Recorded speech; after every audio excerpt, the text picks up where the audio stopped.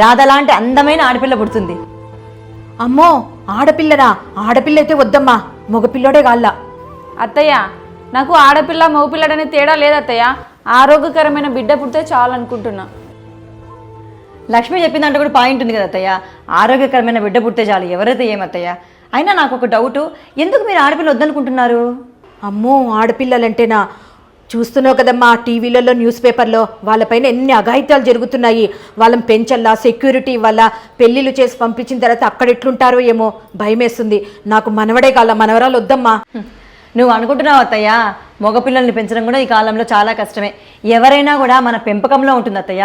విలువలతో కూడిన సంస్కారాన్ని నేర్పిస్తే ఎవరన్నా ఒకటే. మీరు ఊరికే భయపడకండి అత్తయ్య. ఆడపిల్ల ఉంటే ఇంట్లో లక్ష్మీ కలత్తయ్య, అమ్మవారు పుట్టినట్టే. ఇప్పుడు చూడు, లావణ్య కూతురు వస్తే మన ఇంట్లో ఎంత కలకల్లాడుతూ ఉంటుందో. అందరూ ఓ పిల్లలు ఉంటే ఏం బాగుంటుంది అత్తయ్య. లక్ష్మి, నాకైతే నువ్వు ఆడపిల్లనే కానమ్మా. నా చేతిలో ఏముందక్క, అంతా భగవంతుడి చేతిలో ఉంది.